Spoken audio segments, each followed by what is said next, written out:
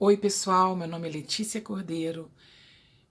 Fazem 10 meses que eu estou aqui em Portugal e eu tenho passado por um fenômeno consecutivo, vamos dizer assim, de mal-estar, e eu estou tentando entender por que eu estou sentindo tanto esse mal-estar, esse estranhamento, essa sensação de que tudo está errado.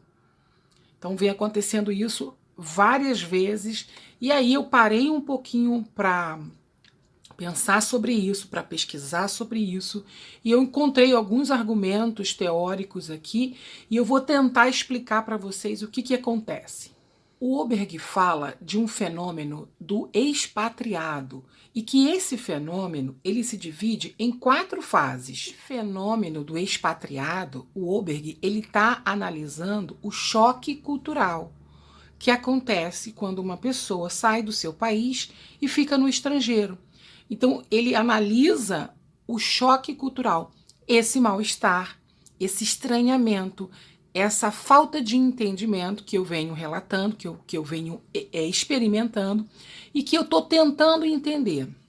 O que aconteceu? Quando eu cheguei aqui em Portugal, eu passei por uma fase de paixão total pela cultura. Então eu vivi encantada, deslumbrada, maravilhosa, achava tudo deslumbrante, maravilhoso. Estava naquela fase, vamos dizer assim, do início do casamento, em que você está cega, sua lucidez está baixa e você não está muito olhando assim para o teu parceiro como um bicho esquisito. A paixão, o entusiasmo, o novo ainda contagia, então você está meio cega ali. Então esse momento o Oberg explica isso como esse primeiro estágio da lua de mel, onde as culturas entram em contato com a outra, com a outra, né? A cultura, uma pessoa entra em contato com outra cultura e ela tem um encantamento, uma lua de mel. É a etapa onde as culturas se esbarram, existe um encantamento à primeira vista e não enxergam os defeitos, pois não existem conflitos. O indivíduo se sente acolhido, visto que não se tem a sensação de estranhamento. Então, foi exatamente isso que eu senti nos primeiros meses que eu cheguei aqui em Portugal. A segunda fase é o choque cultural propriamente dito. Então, na minha experiência, como é que reflete esse choque cultural? Por exemplo, eu estava trabalhando num grupo, uma equipe com uma gerência, e eu não entendia bem a forma que eles abordavam uns aos outros e a mim. Ou seja, eu achava muito esquisito a agressividade, o tom da voz, né, a gesticulação. Eu vou no hospital, por exemplo, eu não entendo muito bem por que as pessoas falam de forma tão ríspida, na minha leitura, grosseira, e me criando tipo um mal-estar. Eu fico em estado de choque, eu não sei como agir.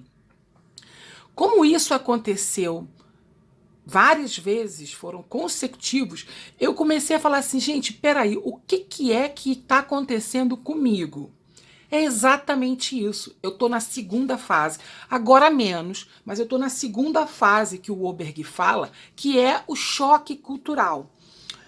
Esse choque cultural é a adaptação, o grau de adaptação está baixíssimo. Os conflitos são iminentes e nenhum dos dois lados está contente com a relação. Então é como se, né, metaforicamente, eu não estivesse feliz com aquele tipo de manifestação. Após alguns dias, o Oberg fala alguns dias, mas eu já estou aqui há 10 meses, né?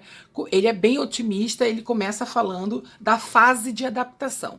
Eu diria assim, que eu ainda tenho alguns choques cultural, mas eu já estou nessa fase de adaptação, de assimilar, de não registrar na minha cabeça de que aquilo é uma grosseria ou uma leitura que é uma leitura minha, e sim uma manifestação daquela cultura. Então a terceira fase, ele diz aqui após alguns dias, mas eu já estou há 10 meses, como eu falei, começa a subir, chama-se essa fase de adaptação. Então eu diria que por acontecer esses eventos consequentemente, eu comecei a pensar muito sobre isso, sobre o que era isso que estava acontecendo, por que eu não estava conseguindo aceitar, ou eu achava muito esquisito a manifestação das pessoas, né, daqui. O Oberg fala da quarta fase que eu espero alcançar, que é a fase de domínio. É a fase que as culturas já não conseguem, elas conseguem conviver em paz. Nessa etapa não existe conflito e o grau de adaptação é de alto nível. Então, é legal a gente entender esse processo. Eu conversei com uma amiga minha que ela já está aqui há 3 anos, então ela falou, olha, o primeiro ano é o mais difícil, então ela já está nessa fase de não ter conflito, de domínio da cultura, de entender o que acontece no comportamento, na mentalidade, na visão de mundo, e ela já não entra em conflito com os costumes, com as crenças, com o comportamento. Então isso já está numa fase de domínio da cultura. O que eu quero relatar é assim, é muito difícil, porque a cultura, a gente acha que, eu sou uma pessoa do mundo, mas quanto mais a gente viaja, mais a gente fica identificado com a nossa cultura. E o que é isso? É como se nós estivéssemos uma assinatura, uma identidade enquanto povo. Então, quanto mais tempo você fica num país estrangeiro, mais vem aquela necessidade de origem, de identidade, de quem sou eu, como é que eu penso. E aí você começa a perceber que você pensa como brasileiro, a tua língua expressa, né, esse pensamento, a tua forma de falar, o tom da sua voz. Então, tudo isso está dentro da identidade, das referências que nós temos dentro das nossas culturas. E se a gente não entender esse processo de adaptação, do choque cultural, dos conflitos que existem nessa mudança, a gente começa a achar que a gente é tipo um extraterrestre, um patinho feio, uma pessoa que não consegue se adaptar. Outra coisa interessante que as pesquisas mostram é que as empresas multinacionais, onde elas têm que interagir com vários grupos de diferentes países, esses grupos foi identificado que eles não estavam a fim de assimilar a outra cultura, ou seja, de deixar a sua identidade de crenças, de valores, de estilo de vida, de visão de mundo para se adaptar a outra cultura. É como se equipes dos Estados Unidos, vamos dizer assim, numa empresa como a Nestlé, tivesse sede nos Estados Unidos e no Brasil, e elas tivessem que conviver, foi detectado baixíssima motivação para que as pessoas tentassem entender ou deixassem a sua cultura de lado para se inserir na outra cultura. Ou seja, ninguém estava muito afim de abrir mão da sua identidade, da sua visão de mundo, das suas crenças e da sua cultura. E aí, lendo tudo isso, eu me lembrei de um estudo de caso que uma professora minha da universidade me relatou que ela conhecia uma amiga dela que casou com um francês. Então, ela passou a conviver com o francês e os 2 filhos. Então, tinha muito amor no início do casamento, mas que eles não conseguiam, ela não conseguiu manter aquele casamento por muito tempo, por causa do choque cultural que houve. Ela não conseguia se adaptar a cultura dos 3, no caso do marido e dos 2 filhos. Então ela desistiu do casamento. Isso é para a gente perceber que a gente pode dizer assim, né, tô apaixonada, gosto do novo, mas a gente tem que perceber que o choque cultural, que a identidade cultural de um indivíduo, ela expressa a identidade, a essência dele. Por mais que ele não, que ele desconheça esse processo, quando a gente passa por essa experiência, você começa a ver, isso fica muito claro para você, que você, vamos dizer assim, veio de um cárcere, né? de um local, de um clã, e que esse clã, ele define bem quem é você. E você só consegue perceber isso quando você entra em contato com outro clã, e aí você vê as diferenças, que como que isso é complicado. Os historiadores perceberam que, ao analisar os méritos humanos, a gente não diz mais tá na raça, né? Tá no sangue. A gente diz o quê? Tá na cultura. Isso é para a gente perceber que como a cultura, ela identifica, ela delimita, ou seja, a cultura é uma métrica para o resultado de um indivíduo. A cultura é uma métrica para o resultado de um país, de um resultado financeiro de um país.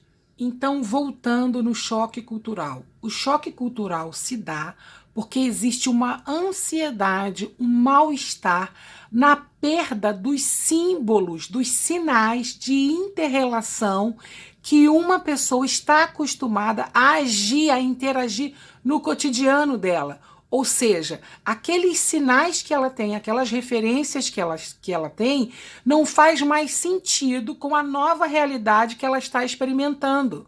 Esses sinais, essa forma de comportamento, ela nos orienta, ou seja, ela diz como é que a gente tem que agir no cotidiano.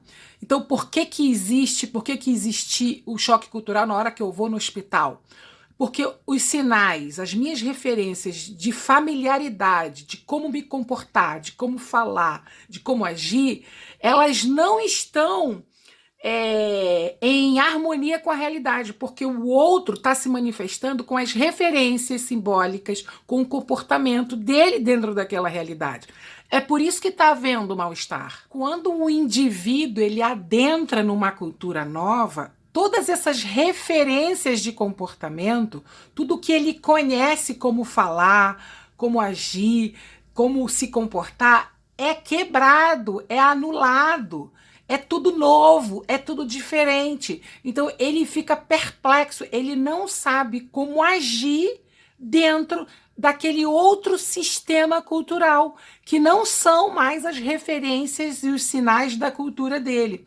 Gente, olha que como é importante a gente entender os processos, os fenômenos culturais. Porque isso, se a gente entende esse fenômeno, que, por exemplo, eu fui correr atrás para entender esse fenômeno que está acontecendo comigo, a minha leitura, a minha interpretação da realidade, ela já é diferente, porque eu já tenho um conhecimento que ali está acontecendo um choque cultural, ou seja, pessoas de diferentes lugares estão tentando interagir e não está tendo harmonia, não está tendo encaixe, porque os códigos delas são diferentes. Então, se sentir um peixe fora d'água é justamente quando isso está acontecendo e nós estamos tendo uma interpretação baseada na nossa cultura. Se sentir um peixe fora d'água, como se você não fizesse parte daquilo, que aquilo fosse muito diferente, é normal. Olha que interessante, a nossa interpretação do mundo, ela está sempre sendo influenciada pela nossa cultura, pela nossa identidade. Espero ter te ajudado. Um beijo e tchau.